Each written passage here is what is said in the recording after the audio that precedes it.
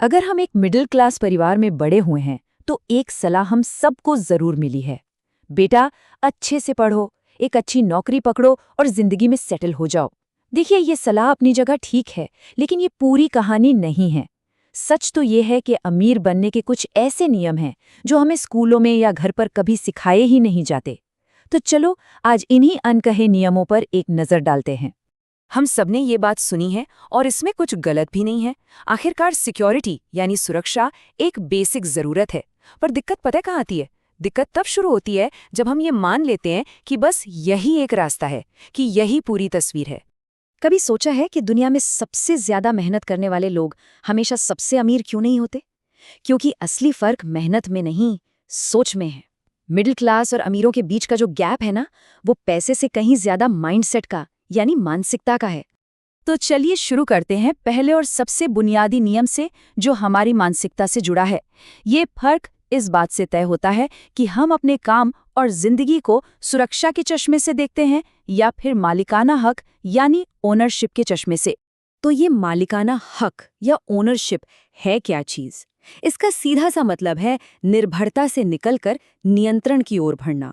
ये सोचना कि मैं सिर्फ सिस्टम का एक हिस्सा बनकर नहीं रहूंगा, बल्कि मैं ऐसा सिस्टम बनाऊंगा जिसका मालिक मैं खुद हूं। यहाँ पर सोच का अंतर बिल्कुल साफ दिखता है। एक तरफ फोकस है एक स्थिर नौकरी पर, एक आरामदायक जिंदगी पर, मतलब सिस्टम का एक सुरक्षित हिस्सा बने रहने पर। वहीं दूसरी तरफ फोकस है एक ऐसा सिस्टम बनाने पर जो आपके कंट्रोल में हो।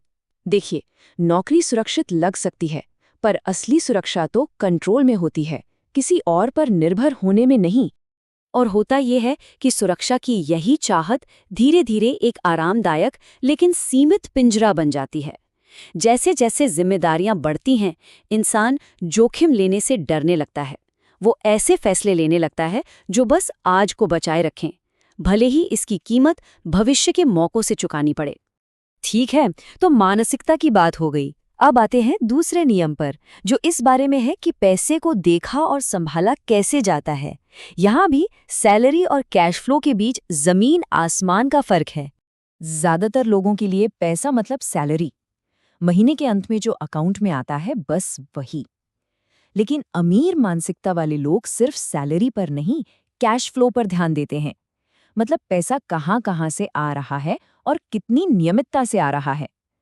उनकी कोशिश होती है कि आय का स्रोत सिर्फ एक ना हो।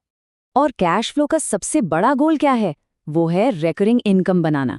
ये वो पैसा है जो तब भी आता रहे जब आप एक्टिवली काम नहीं कर रहे।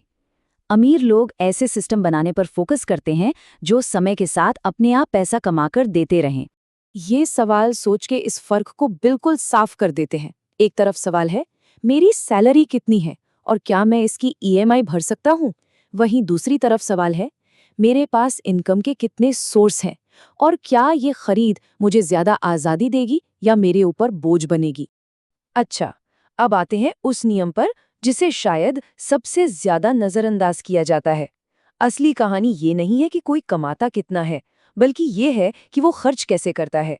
यही चीज तय करती है कि कोई सिर्फ अमीर दिख रहा है या सच में अमीर बन रहा है। सोचिए, किसी की इनकम 20% बढ़ जाती है। अब उसके पास दो रास्ते हैं। पहला रास्ता, अमीर दिखने वाला। इनकम बढ़ी तो खर्चे भी 18% बढ़ गए और बचत सिर्फ 2%। दूसरा रास्ता, अमीर बनने वाला। इनकम 20% बढ़ी लेकिन खर्चे सिर्फ 5% बढ़ाए और बाकी 15% को सीधा इन्वेस्ट कर दिया ताकि भविष्य और मजबूत हो सके।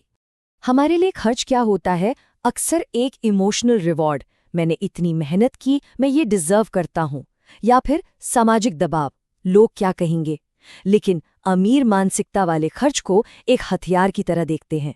वो ये नहीं पूछते कि क्या मैं इसे खरीद सकता हूँ, बल्कि ये पूछते हैं कि क्या ये मुझे और मजबूत बनाएगा।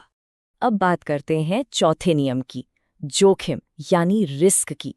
ये शब्द सुनते ही एक डर सा लगता है ना, लेकिन दौलत का ये नियम रिस्क के पूरे कॉन्सेप्ट को ही पलट देता है। ये डरने की नहीं बल्कि मैनेज करने की चीज है। बचपन से हमें सिखाया गया है सेफ खेलो, पर सबसे बड़ा रिस्क पता है क्या है? कोई रिस्क न लेना। क्योंकि जब आप कोई रिस्क नहीं लेते तो आप इस बात की गारंटी ले लेते हैं कि आप हर मौका खो देंगे। जो हमेशा सिर्फ सुरक्षित रास्ते पर चलता है, वो कभी किसी नई मंजिल तक पहुंच ही नहीं पाता। इसका मतलब ये नहीं है कि आंखें बंद करके कहीं भी कूद पड़ें। अमीर लोग जुआ नहीं खेलते, वो सोचे समझे कैलकुलेटेड रिस्क लेते हैं। वो पहले रिसर्च करते हैं, फिर छोटे लेवल पर टेस्ट करते हैं, और अगर फेल हो जाए तो उसे हार नहीं बल्कि एक सीख मानते हैं, और जो चीज़ काम कर जाती है उस पर फिर वो बड़ा दांव लगाते हैं। ठीक है, तो हमने मानसिकता, पैसा, खर्च और रिस्क की बात कर ली। पर एक चीज है जो इन सबसे जुड़ी हुई है, और वो है हमारा नेटवर्क। दौलत बनाने का 5वां नियम हमें बताता है कि ये सफर अकेले तय नहीं किया जा सकता। एक बहुत कॉमन सलाह है, भाई अपने काम से काम रखो, पचड़ों में मत पड़ो। पर सच तो ये है कि दौलत बनाने का खेल अकेले नहीं खेला जाता। अमीर मानसिकता वाले लोग समझते हैं कि मौके, जानकारी और नए आइडियाज ये सब लोगों के जरिए ही आते हैं।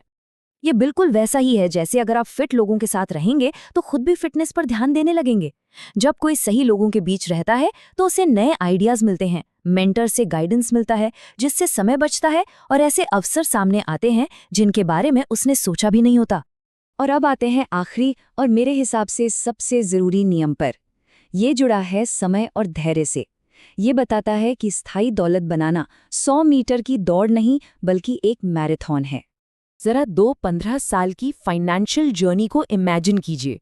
पहला रास्ता स्प्रिंट का है। जैसे ही पैसा आया, लाइफस्टाइल और खर्चे तेजी से बढ़ गए और फिर अगले 10 साल तक ग्रोथ रुक गई। दूसरा रास्ता मैराथन का है।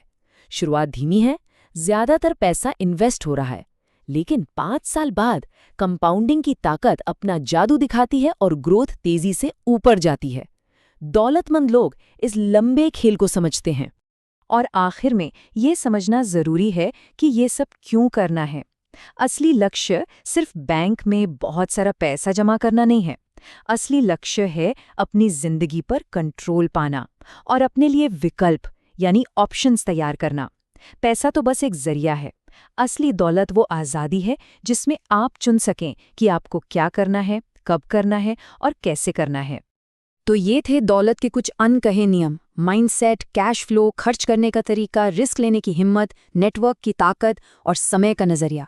अब सोचने वाली बात यह है कि इनमें से वो कौन सा एक नियम है जिसे कोई भी आज से ही अपनी ज़िंदगी में अपनाना शुरू कर सकता है।